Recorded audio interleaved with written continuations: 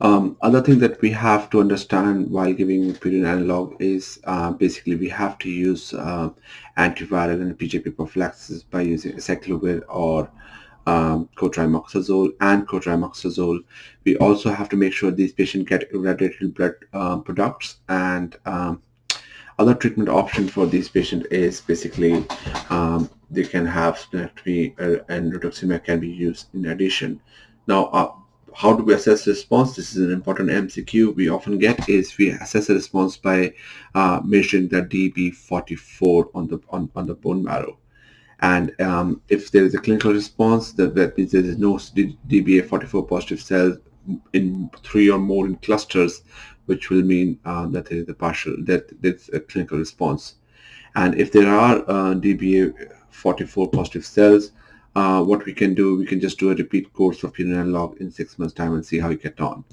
Now, important is in case of relapse refractory settings, what we can do.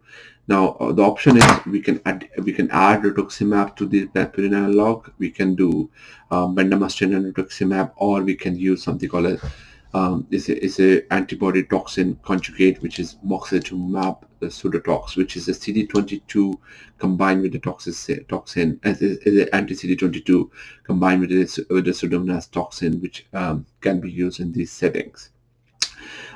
There are some experimental treatment options which has been mentioned in the BCHS guidelines, which is vimurafenib and dabrafenib, which is basically BRAF inhibitor. The other treatment option that has been used is called tramatinib, which is MEK inhibitor, and is being used in trials at the moment, and we'll see the outcome of those.